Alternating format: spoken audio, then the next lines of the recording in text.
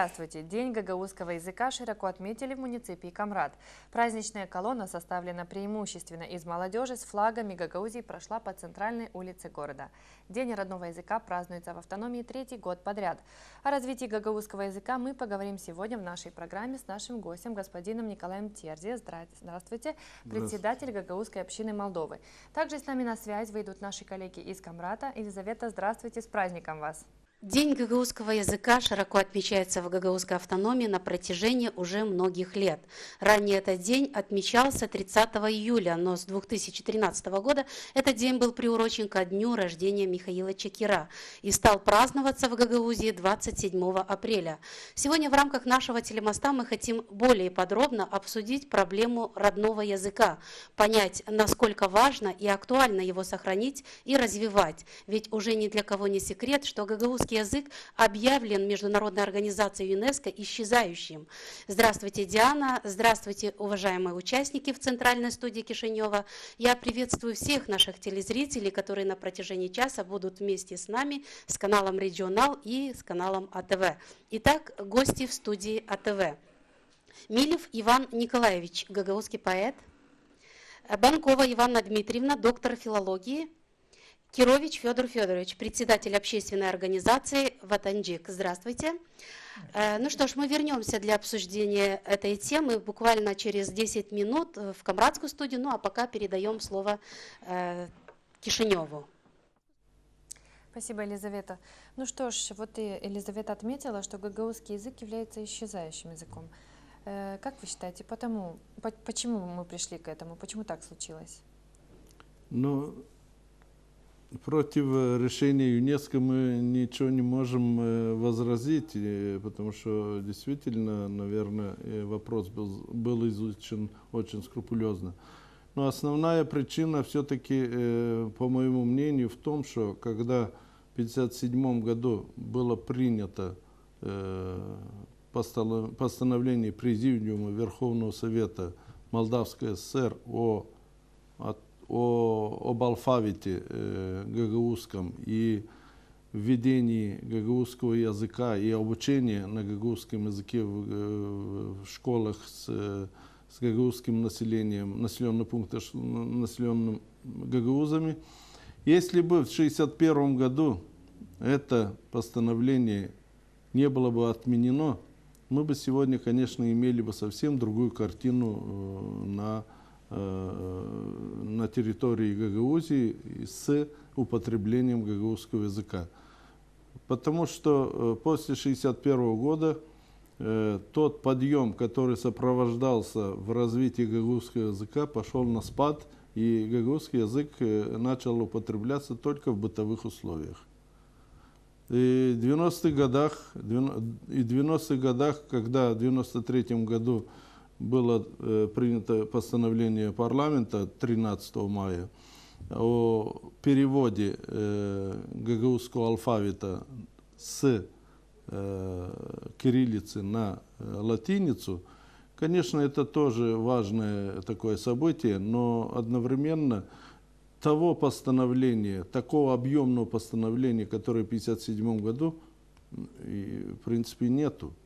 И отдельные попытки решить вопрос о более широком применении гагаузского языка, как говорится, привел к тому, что ЮНЕСКО объявило его исчезающим. То есть выходит, что не действие гагаузских властей, действие центральных властей, потому что я глубоко убежден, что это не только дело местных властей, а это дело всего руководства Республики Молдова, значит, они недостаточны для того, чтобы язык развивался и не был зачислен в разряд исчезающих. Конечно, тут очень много сыграло то, что 90-е годы это период экономической стагнации, экономической неурядицы, ну, как всем обычно, не до языка. Но потом, 2000-е годы, определенные, несколько или сколько там, 5-6 лет был подъем, но усилия властей не успели дойти, я так думаю, до языка. А подъем, по вашему мнению, еще возможен в Возрождении? Да, Или конечно. это уже происходит, как вы Да, считаете? конечно. Последние годы под давлением общественности власти все-таки начали постепенно осознавать, что рапортовать бодро о достижении гагаузского языка это одно, а если пойти и обратиться конкретно на местах, это совсем другое. И я думаю, что сейчас новые власти автономии не будут ждать, когда будет 6-7 год правления, а начнут сразу же, буквально с первых дней, работать на конкретные усиления А конкретно какие гагаузского меры вы языка. видите? Меры конкретные, в первую очередь, более широкое его применение там, где это возможно. А возможно это достаточно широко, если сесть и подумать, и не бояться этого. Это можно и в школах более расширенно употреблять, если сегодня мы не готовы переходить на гагаузский язык обучения, потому что это вопрос спорный. И идут споры среди научной интеллигенции, стоит или не стоит А были бы переводить. педагоги? Да, я об этом как раз стоит, не стоит, или же есть средства, не есть, нет средств, потому что средств действительно нету, потому что, чтобы ввести преподавание, нужно педагогов, нужно литературу и очень такой широкий спектр вопросов, для которых нужны финансы. Кроме этого, необходимо понимать, что гагаузский язык, на гагаузском языке говорит только где-то 200-250 тысяч населения. И полноценного образования, наверное, по моему мнению, гагаузский язык не сможет дать нашей молодежи. Мы в любом случае должны оставлять предметы, которые передают больше информации, более широкой информации за русским языком, частично за молдавским, румынским языком.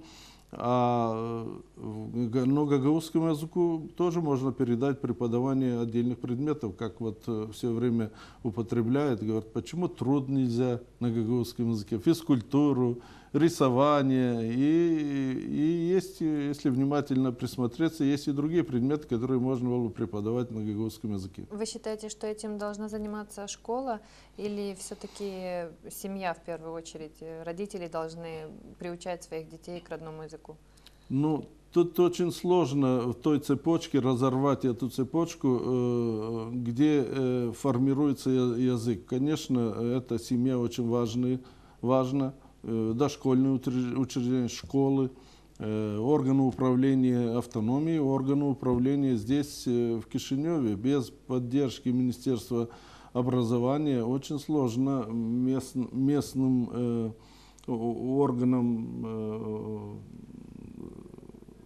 образования очень сложно добиться таких-то прорывов в определенных направлениях образования, в том числе и в языковом.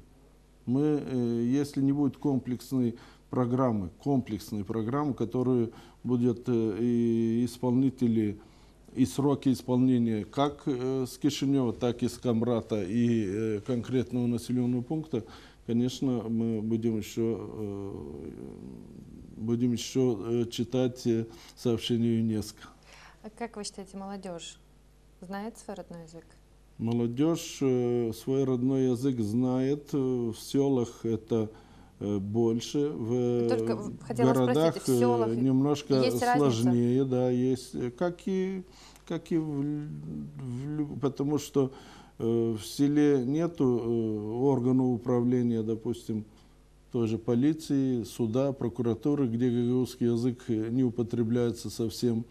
А в селах другая обстановка, и там говорят люди на гагаузском языке. Я знаю, что наша молодежь проявляет очень большой интерес к гагаузскому языку, и когда говорят, что мы не хотим расширять употребление гагаузского языка там, по изучению, что родители против и так далее, родителям тоже, смотря какой вопрос, как этот вопрос сформулировать.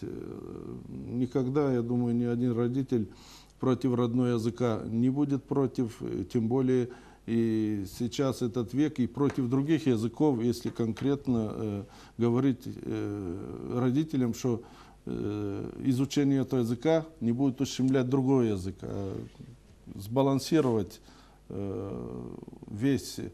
всю программу изучения языков, я думаю, что любой родитель будет за.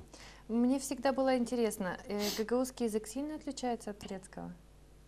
Да, конечно, она существенно отличается от турецкого, особенно от литературного турецкого языка. Тот разговорный язык дедовский, крестьянский турков, и он очень, в принципе, схож, но и то не по всем их областям, отдельных областях. Вот ближе сюда, к Стамбулу, оно близко. А есть области, допустим, где ближе к Грузии или тогда, там более отличается. А литературный язык существенно отличается, потому что это новый турецкий литературный язык. А я в свое время сдавал турецкий язык, и для меня вначале, я думал, как и все гагаузы, вот я знаю турецкий язык, а когда начал изучать его и сдавать, стал перед преподавателем, я понял, что это совсем другое дело, и пришлось взяться серьезно за учебники и изучать турецкий язык по-настоящему. Но гагаузы и турки понимают друг друга легко?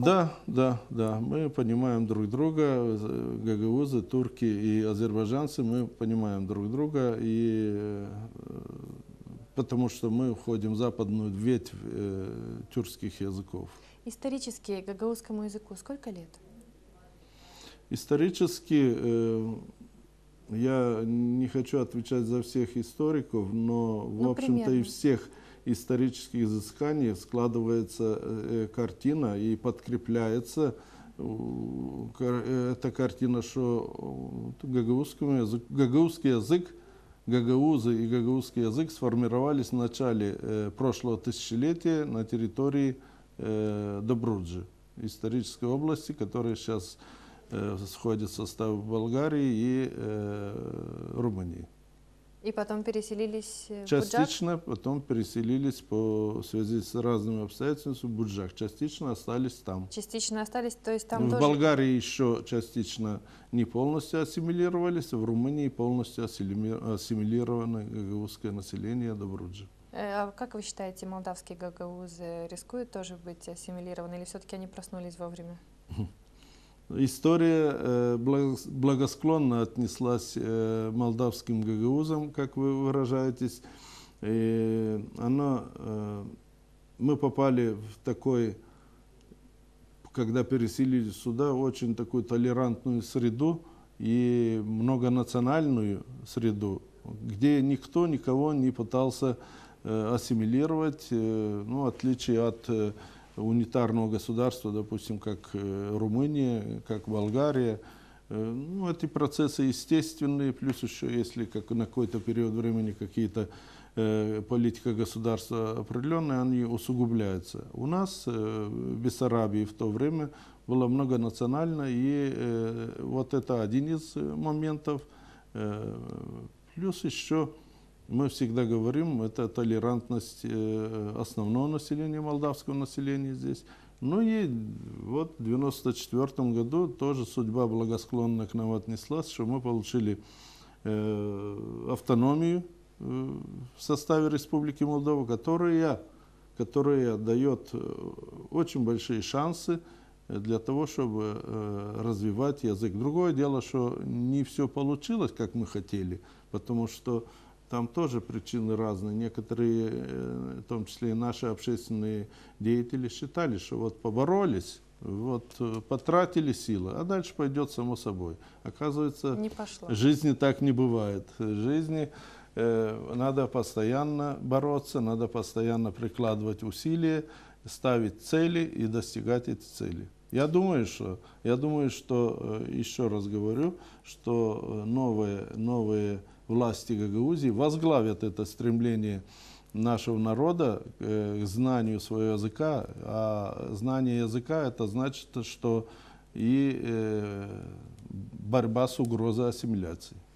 Мы вернемся в нашу кишиневскую студию. Сейчас я предоставляю слово Елизавете. Прежде чем мы начнем дискуссию в Камрадской студии, я бы хотела предложить нашим участникам и телезрителям посмотреть сюжет, как у нас вчера буквально отпраздновали День гагаузской письменности. В воскресенье 26 апреля в Камрате прошло празднование Дня гагаузского языка. Этот праздник широко отмечается в Гагаузии уже третий год подряд и приурочен ко дню рождения Михаила Чакира. К 11 часам праздничная колонна с гагаузскими флагами прошлась по центральной улице города и направилась к площади. Жителей автономии с Днем гагаузского языка поздравила Башкан Ирина Влах. Очень хорошо, что эта идея исходила не от политиков, а от молодежи. Идея сохранения своего языка, культуры и традиции дала нам силу создать свою автономию. Вы все прекрасно знаете, что благодаря гагаузскому языку наша Гагаузия для всего мира стала на более высокий уровень, стала сильнее и богаче. Вместе с ней мы все стали увереннее и крепче. Наблюдая за этим праздником, мы видим, сколько у нас молодежи. Мы и те люди, кто постарше нас, могут быть спокойны за то, что гагаузский язык находится в надежных руках. Хочу поздравить всю Гагаузию с этим праздником, который сегодня отмечает вся автономия. Я этот день очень люблю, так как он посвящен моему родному языку.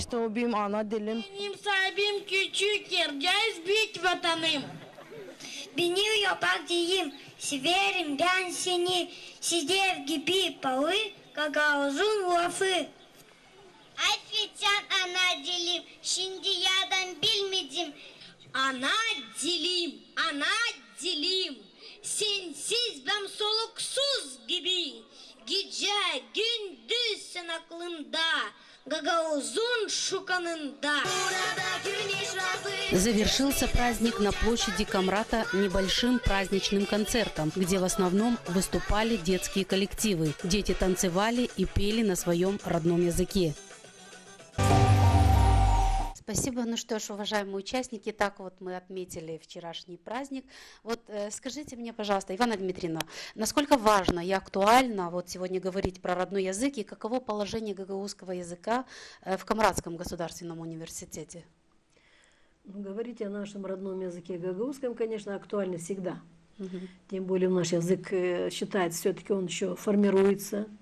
Литературных форм и норм еще как таковых еще не все устоялись, поэтому, конечно, проблема гагаузского языка, она еще открыта, я думаю, что она еще долго будет, и она останется, потому что, дай Бог нам, нашему поколению, кто придет за нами, чтобы они работали на совершенствование языка, обогащение лексики, много еще моментов про описание, и если когда-то кто-то будет присутствовать и видеть, как наш язык будет жить, как русский язык Пушкина, ну вот тогда можно будет сказать, что и то в русском языке, и в английском языке все равно еще проблемы остаются. Но тем не менее, конечно, это вопрос для нас животрепещущий, и мы о нем должны заботиться, и говорить, и думать, и помогать, формировать постоянно. Это не что-нибудь данные нам на сегодня, на завтра, и поработали немножко, что-то сделали и опустили руки. Нет.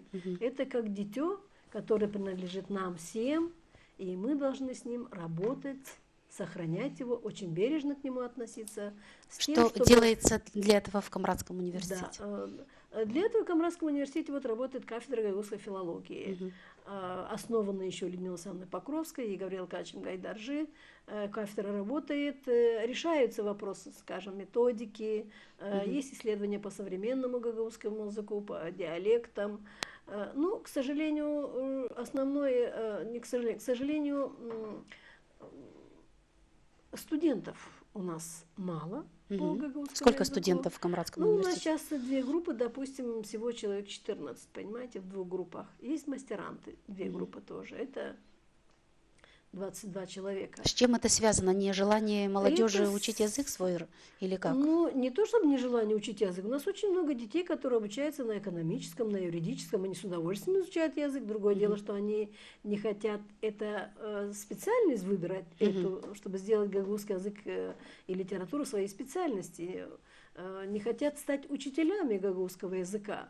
Ну, потому что вот уже господин Терзи немножко говорил, у нас, видите, деятельность дальше как бы продвигаться, сделать какую-то карьеру, ну, ограниченная возможность их. Они могут только работать учителями гагаузского языка на территории Гагаузии, а дальше, если они едут за границу, у них остается, если специальность двойная гагаузско-английский, они будут пользоваться только английским. Если специальность гагаузско-молдавский, они здесь еще могут и по-молдавски устроиться. Да?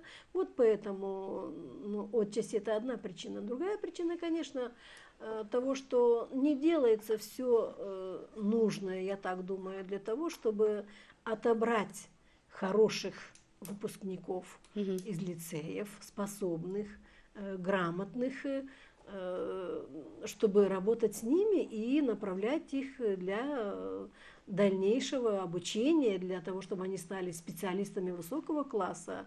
Именно в Камрадском университете? Ну, разумеется, у нас больше нигде Другие страны отбирают лучших учеников? Ну да, другие страны отбирают, готовят, ну, потому что, опять же, дети видят перспективу, и им гарантируют какое-то рабочее место. Они сами знают, что если они закончат какой-то, не знаю, специальность, да. Но у нас другая проблема, что у нас к ним приходят дети, молодежь, никто им не гарантирует никакую работу через 4 года, понимаете? То есть над этим власти должны работать? Конечно. В первую очередь. Управление образования обязательно, да, потому что они же, если кого нам направляют, мы работаем с этим молодым человеком или с этой девушкой, если у нее хорошая база, если она уже носитель языка, если она любит эту работу, она хочет быть педагогом, с нее можно сделать прекрасного специалиста, который действительно будет работать просто сходу и на телевидении, и на радио, и в школе, и в исполкоме, и сможет быть переводчиком.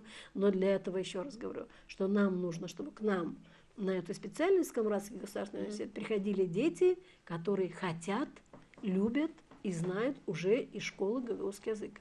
Спасибо. Вот, да, спасибо. Иван Николаевич, как вы думаете, вот почему гагаузский язык объявлен исчезающим, и говорит ли это о том, что если исчезает язык, то может и народ исчезнуть? Это справедливая форма и, само собой, разумеющиеся вещи. Понимаете, действительно исчезает гагаузский язык. А почему это происходит? Потому что язык поставлен на такие условия, выгодно его изучать или невыгодно. И это ужасно. Как можно говорить о родном языке, выгодно мне знать родной язык или невыгодно? Это святая обязанность человека, это даже не гражданская, а святая обязанность знать родной язык. Если человек не будет знать родного языка, то он не будет говорить на родном языке, то исчезает язык, исчезает гагаузская нация, исчезает Гагаузия и далее, значит. Вот. Поэтому нужно нашему государству Гагаузии принимать срочные меры, политику определенную, государственную программу, чтобы язык начал функционировать по самым настоящим образом. Ну, а что тут можно? Тут давно известные вещи. Нужно начинать, конечно, в семье. Да, это поддерживать семьи. Но в семьях это и есть да. у нас. В семьях говорят, но из-за того, что это стало на конъюнктурное такое выгодно-невыгодно, из-за миграции, из-за развала экономики, люди выезжают в разные страны, то они понимают, что я уеду, и мне этот язык будет невыгоден, не пригодится. Так? Вот. И поэтому надо найти способы и возможности, и государственную программу. Я хочу об этом сказать, что святая обязанность родителя дать ребенку, научить его с пеленок родному языку. В процессе жизни он пусть изучает сколько может языков, сколько ему потребуется, а родной язык ему надо. Получается, родной язык в семье. Государство должен как-то стимулировать, как-то найти, популяризировать это. Вот. Родной язык в садике. Только все садики, где компактно проживают гагаузы, только родной язык. Потом начальное образование получает только опять на родном языке. И уже после, когда получили базу, сформировался он как гагауз с языком, можно вносить, можно вводить и другие языки. Достаточно у нас учебников, вы говорите только на родном языке. Вы знаете, эта проблема разрешена. Можем мы только на родном языке перевести школы на родной язык? Вот. Эту проблему можно разрешить. Конечно, Москва не сразу строилась. Да? Можно все это создать, и это можно решить, и найти способы, чтобы это все было.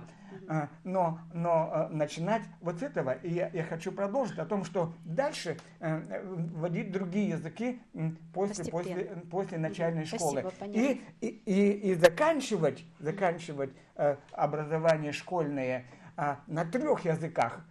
1/3 предметов на родном языке, 1/3 на русском языке, 1/3 на государственном языке. И имея вот такую микросреду, значит, когда преподается предмет, потому что вне деятельности, вне преподавания язык не сможет быть освоен. Понятно. Хорошо, спасибо. Федор Федорович, вы согласны с Иваном Николаевичем? Вот ватанджик, чем занимается ватанджик, для чего вы организовали? В переводе на русский ватанджик это что? Zaman hayır olsun pahalı Diana, zaman hayır olsun pahalı Efendi Nikolay Terzi, bizim vatandaş. Ras ben sizinle büyün ilişerim, silimleşerim bizim ana dilimizde, bizim dilimiz ta o zaman yaşar. Ben sizi kutlarım bu yortuyla da sanırım hani biz... Hepsini seyrediciler de kutlarım. Sanırım hani biz dil sevte, bu stüdyalarda, başka stüdyalarda söyleyeceğiz. Neyse bizim var başarılar ana dilimizde, neyse var проблемалар. А сейчас я перехожу на великий могучий и постараюсь. Да, наша... Чтобы Диана поняла, а то она не поняла, что вы сказали. Диана, я вас поздравил и я вас поприветствовал на гагаузском языке. Ну, а поскольку мы говорим на великом могучем сейчас, я постараюсь дальше, конечно, в это же русло входить. Да, наша общественная организация называется Ватанже, что в переводе патриот. Мы уже более 2 лет как функционируем. Членами нашей организации являются ветераны народного движения Гагаузской Алхы, которые стояли у истоков создания государственности нашего народа. Я вам скажу, что и целью основной является это сохранение, развитие языка, истории, культуры нашего народа. И в этом комплексе, вот, который я сказал, что сохранять, мы основной упор делаем на сохранение и развитие языка, поскольку именно язык является самым таким основным идентифицирующим фактором для того, чтобы определить принадлежность того или иного этноса. А вот меня вот интересует вот такой вопрос. Почему все-таки раньше праздновали 30 июля, а сейчас вот этот праздник стали праздновать 27 апреля? Что изменилось в этом случае? Мне кажется, здесь, вот если провести бы даже вот такой барометрический опрос какой-нибудь нашего народа, населения, я могу сказать, уверен, что больше будет склонен наш народ к тому, чтобы мы его отмечали именно 30 июля, когда именно в 1957 году было постановление Верховного Совета Молдавской ССР о том, чтобы, то есть и азбуку, и письменность гагаузскую. Да. Указ Президента Верховного Совета. Да. Ага. Ну, не знаю, вот власть Народное собрание Гагаузии приняло решение вот буквально в 2013 году. Ивана Дмитриевна, правильно это решение приняло Народное собрание, как вы считаете? Я думаю, что неправильно. Почему? Потому что, знаете, это называется, скажу такое слово, узурпировать право определять народу свою историю. Потому что в 1957 году, 30 июля, это свершившийся факт, это юридический акт, когда действительно было утверждена письменность была для гагаузского языка. И что происходит? Столько лет, несмотря на то, что в 60-е годы, вот как говорил господин Терзи, его сняли из школ, но я не могу с ним согласиться, я хочу сделать эту отметку, он не употреблялся только на бытовом уровне гагаузский язык. Да, его не изучали в школах, но гагаузский язык развивался, потому что в 60-е, 70-е годы писал Карачабан, писал Куроглу, писал Танасоглу, Бабоглу писали. То есть язык жил, еще тем более он жил в письменной форме. Защищались кандидатские диссертации именно в эти годы. И Гаврил Акач Гайдаржи, и Сычев, и Людмила Александровна в 1964 году вышла ее научная грамматика по гагаузскому языку. То есть интерес к языку был, и люди от него не отказались. Так вот, несмотря даже на то время, когда гагаузский язык не изучался, люди не отказались от гагаузского, изучали его, и эта памятная дата вошла в историю уже. Что происходит? Вот у меня есть, я, кстати, узнала тоже позже об этом. Могу заподозрить, что это было сделано специально в кулуарах, потому что я сама узнала об этом тоже 4 года назад, скажем, да, сейчас у нас во дворе 15-й год. Вы правы в том, что его так отмечать, так широко стали несколько лет тому назад только. Спрашивается, почему? Не знаю, читаю. Постановление Народного собрания Гагаузии о переносе даты праздника гагаузской письменности и языка на Делимис. Что за причина была? Рассмотрев ходатайство Веры Ильиничны Баловой, начальника Главного управления образования Гагаузии, номер 01 от 25 августа 2009 года еще, Народное собрание Гагаузии принимает настоящее постановление перенести дату праздника гагаузской письменности и языка на Делимис с 30 июля на 27 апреля, день рождения Михаила Чакира, просветителя гагаузского народа. Пункт 2. Настоящее постановление вступает в силу со дня принятия. Председатель Народного собрания Анна Харлампьевна Харламенко. Что я могу сказать? Я живо интересуюсь историей гагаузского языка. Когда готовилась вот этот вот проект, никто, ни в средствах массовой информации, ни на радио, ни на телевидении, ни на странице газет никакой дискуссии, никакого обсуждения не было. Я не знаю, какое было основание у Веры Ильиничны, как представитель исполкома, кстати, при Башкане Михаила Михайловича. И начальник управления образования. Да. Какое у них было основание для того, чтобы это перенести, я не знаю. Я знаю, что это с народом не обсуждалось. И поэтому, раз они перенесли, почему они не стали его праздновать? Кстати, несколько лет, по-моему, тоже вот шло вот такое двоякое. Начали было праздновать какое. С 2013 года, да? Вот недавно стали праздновать. Да, что я хотела еще сказать. Вы понимаете, какую проблему они создали? Я не знаю, думали ли они, все народное собрание, исполком, ни одного специалиста нет. Что сделали? Мы до сих пор, вот спрашивали, сколько лет гагаузскому языку. У нас до сих пор история гагаузского народа, извините меня, полностью не исследована, не раскрыты корни. Многие вопросы остаются еще не изученными. А все почему? Потому что у нас не было письменности и не сохранились источники какие-то, да, на гагаузском языке не сохранилось.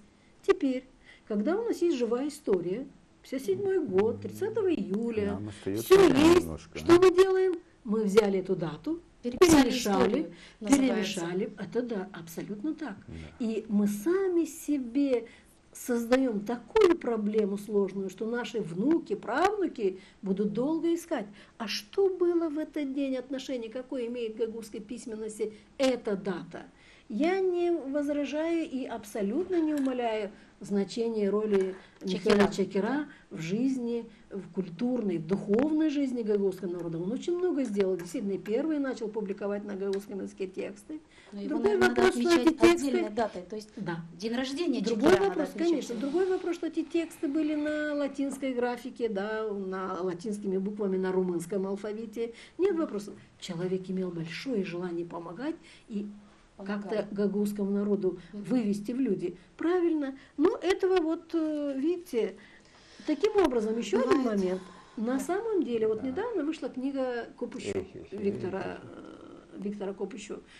Я знаю этого человека, он очень серьезный парень, очень кропотливый, очень дотошный и хорошо знает, разобрал. Он издал книгу о Чакире. в котором черным по белому написано, что день рождения Чекера на самом деле 27 апреля, но по старому стилю. Это что выходит? Что нынешний 27 апреля не соответствует его дню рождения, потому что это старый стиль. По новому стилю это будет что? 9 мая. Спрашивается, когда вот это народное собрание, наши интеллигенты, избранники народа, когда исполком выходил с этим предложением, они вопрос этот изучили?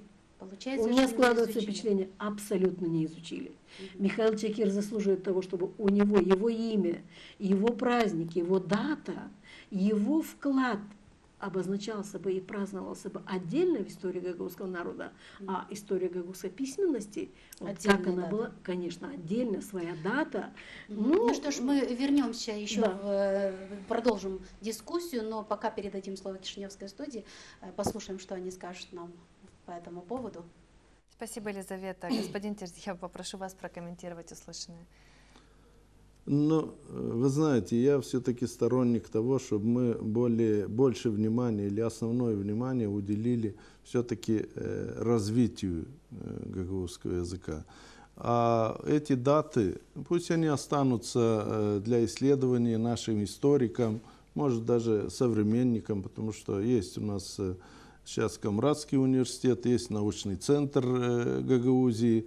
Я думаю, что лет через 20, ну нет, я оптимист, лет через 10 можно будет очень серьезно поспорить об этих датах. Правильно праздновать 30 июля или 27 апреля, но за эти 10 лет, если гагаузский язык уйдет с категории исчезающих, да, может, даже сам займусь исследованием правильности этой даты или важности даты 30-го. Конечно, 30 июля 1957 года надо отметить, что это важнейшая дата.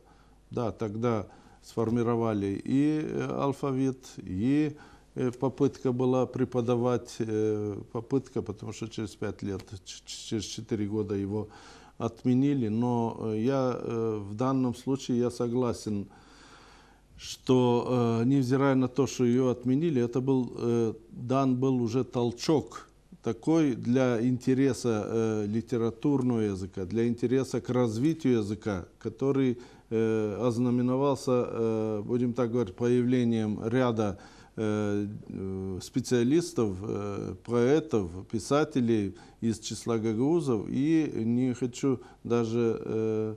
Ну, наверное, надо сказать что оно способствовало, что народ в конце 80-х годов и в начале 90-х, вот, опираясь на тот подъем и толчок и знания, которые с 1957 года все-таки, и в результате захотел, чтобы была автономия, и в надежде, что это будет этап для дальнейшего развития. Другое дело, что, еще раз говорю, обстоятельства, а может и личности, которые возглавляли автономию за все это время, не позволили достичь этого.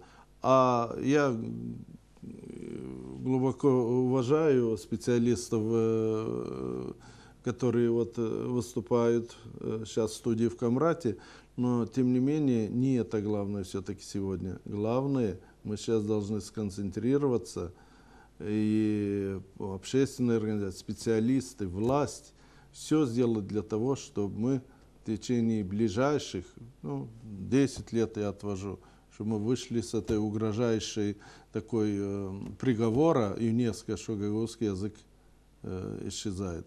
Какие предприняли бы вы лично меры для того, чтобы возродить и язык, и интерес к этому языку у растущего поколения, и даже и не только у растущего, и литературный язык?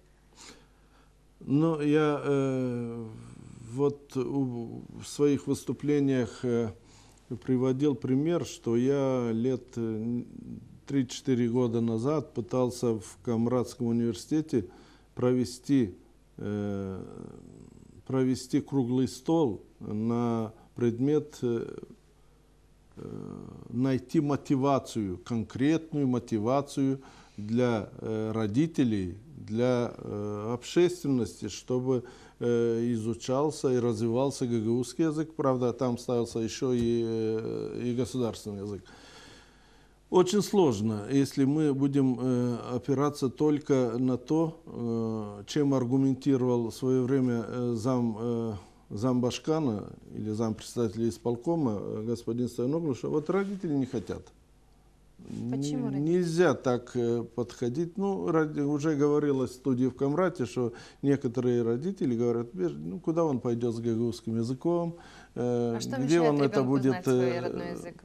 Я Знание языка, знание языка абсолютно не может. И я глубоко согласен, что первичное в детском дошкольном учреждении, ну и в начальных классах, может быть, не на 100%, но должен превалировать гагаузский язык. Могу привести пример. Я как-то говорил и в интернете, или сейчас не помню, оказывается, что проблема языка не только в бедных странах, проблема языка и в высокоразвитых, в частности, Объединенные Арабские Эмираты. У них, ну, все, кто не знает, что это одна из самых развитых стран, Дубай, Абу-Даби и так далее. Оказывается, у них проблема исчезновения интереса арабского местного коренного населения к изучению своего языка.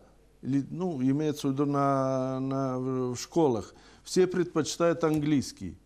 Я просто тогда поразился и еще раз убедился, что языком надо постоянно заниматься. И заниматься не только на уровне родителей, а по всей цепочке, как я говорил в начале передачи, начиная с семьи и кончая до правительства Республики Молдова, не только правительства Гагаузии. Поэтому я думаю, что мы не должны, и на примере вот Объединенных Арабских Эмиратов видно, что мы не должны ни в коем случае успокаиваться, мы должны языком заниматься. Это живой организм. Это живой организм, нельзя оставлять на самотек. Да, я понимаю, вот в студии говорили, нет средств, там, преподаватели, учебники и так далее, и так далее. Но мы можем об этом говорить очень долго и упорно, пока нам полностью приговор не поставят. Ваши дети знают гагаузский язык? Для того, что я живу не жил в Гагаузии, мои дети там тоже не жили, но для того, чтобы они знали тюркский язык, я в семье настоял, чтобы они закончили турецкий лицей. То есть они на сегодняшний день знают ну, тюркский, гагаузский, как угодно, хотя бы так, плюс румынский, плюс русский, английский. Лишний язык не помешает. Проблемы с языком у меня в семье нет. Хорошо, спасибо. Мы вернемся к нашему разговору. Елизавета. Спасибо, Диана. Ну что ж, продолжим нашу тему развития гагаузского языка. И вот скажите мне, пожалуйста, вот какие шаги надо предпринять, чтобы или государством должно быть предпринято для того, чтобы сохранить и развивать наш гагаузский язык? Давайте, Федор Федорович, с вас начнем. Время у нас ограничено, я сразу предупреждаю, поэтому коротко. Я начну с такого момента, очень свежо в памяти, инаугурация новоизбранного башкана Ирины Влах. И свое выступление спикер парламента Республики Молдова Андрей Канду начал с приветствия на гагаузском языке. Это, конечно, некий респект, некий реверанс нашему народу, но это и желание, то есть показать необходимость, чтобы надо наш гагаузский язык вытаскивать из бытового уровня и поставить его, чтобы он звучал где-то с трибун каких-то важных мероприятий. И вот поэтому в этом контексте я могу сказать одно, что вот как вы задали вопрос, есть некоторые такие вещи, которые просто валяются на поверхности земли, и они без всяких финансовых затрат должны быть приподняты с земли и применяться для того, чтобы наш язык уже занял свое более-менее достойное место. Вот такие, я работаю в журналистике, встречаюсь с такими парадоксами, которые, естественно, вызывают некие вопросы. Вот делаю репортаж в садике.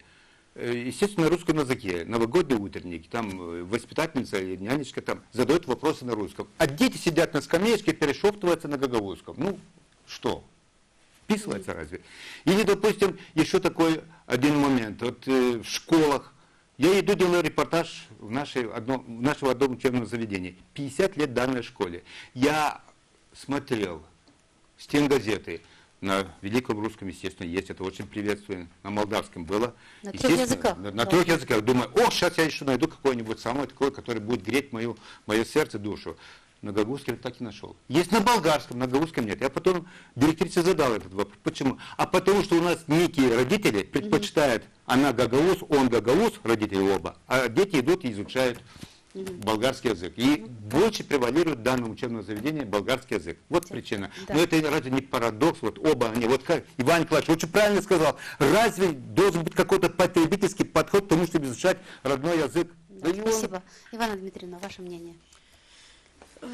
С большой надеждой ожидаю от новой власти то, что гагаузский язык будет в приоритетах. Да.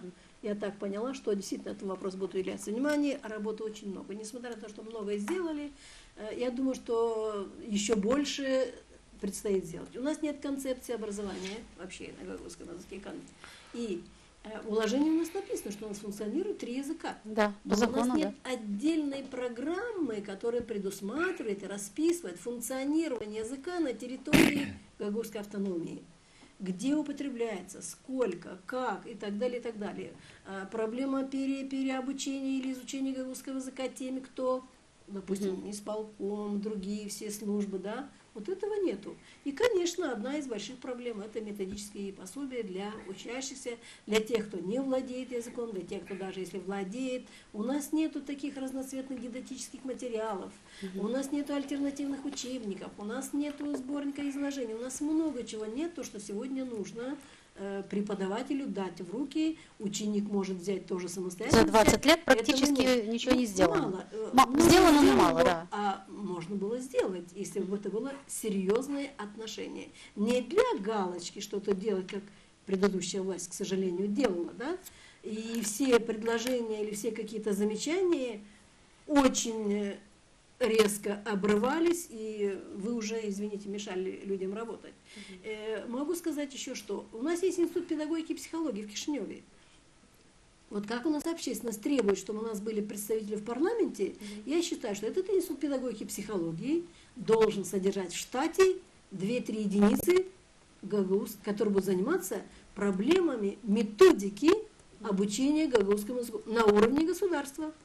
Да, мы здесь занимаемся, но это научные учреждения, которые будут вместе с другими языками, с румынским языком, которые изучают, внедряют в нашей республике, наши люди тоже там специалисты должны быть. Был там Игнатий Игнатьевич Бабогло, ушел, был Константин Константинович Василёгло, ушел человек из жизни. Все, там нет наших людей. И, конечно, поддержка государства финансовая, все-таки серьезная статья должна быть включена в расход для того, чтобы это шло именно на поддержку развития обучения гагаузского языка.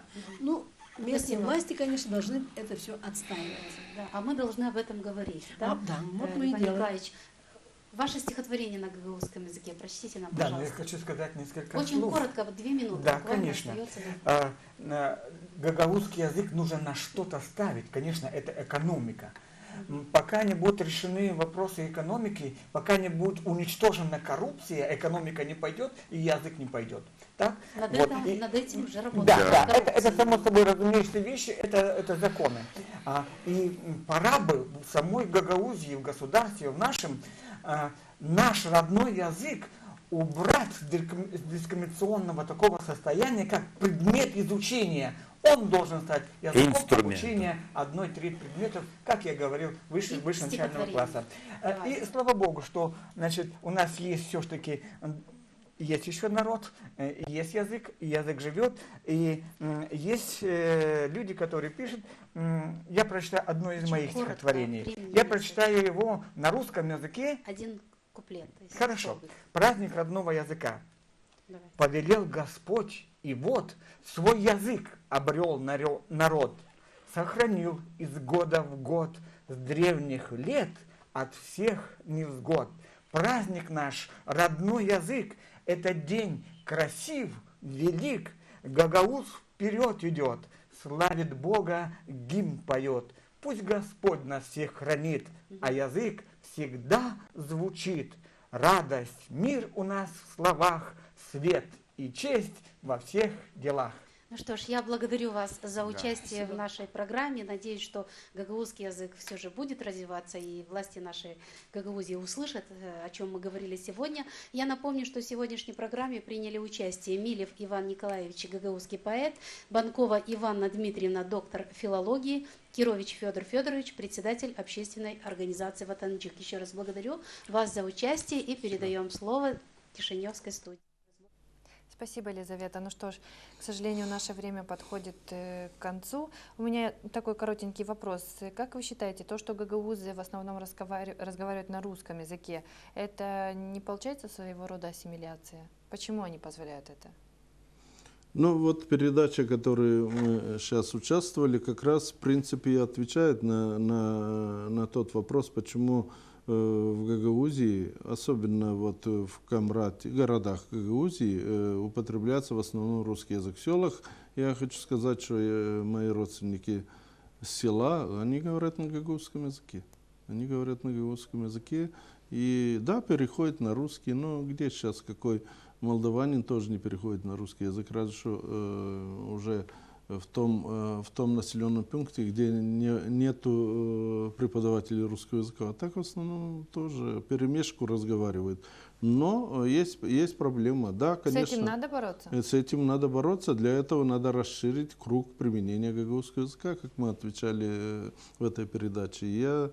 Я хочу единственное еще что сказать, что мы, конечно, можем сетовать на проблемы экономики, экономический неуряд и так далее.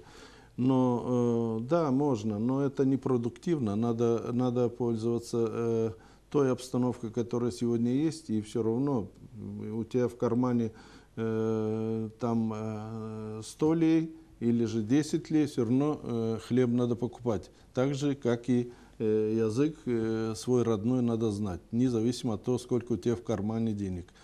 И в конце, если я бы хотел бы все-таки телезрителей поздравить с Днем языка гагаузского, hepsini gagauzları kutlarım bugünden. Hepsi isterim hani biz geçsin ta küçük vakit hepsi gagauzlar bilsinler silah gagauzça. Hem de lavetsine gagauzça değil salt evde ama işle nereye gidiyorlar işte de hem de utanmasınlar etme hem de öğrensinler. Bizim Gagauz ana dili deyini biz bilirim. Bu dili öyle на литературном уровне. Я ничего не поняла, но я уверена, что очень красиво. Я хочу вам сказать спасибо за участие в нашей программе. Напомню, мы сегодня разговаривали о гагаузском языке. Был Национальный день гагаузского языка. Большой праздник. Я всех гагаузов поздравляю. И спасибо господин Терзи, Николай Терзи. Сегодня у нас был председатель гагаузской общины Молдовы. Всем желаю знать родной язык. С вами была Диана Мемец. Спасибо.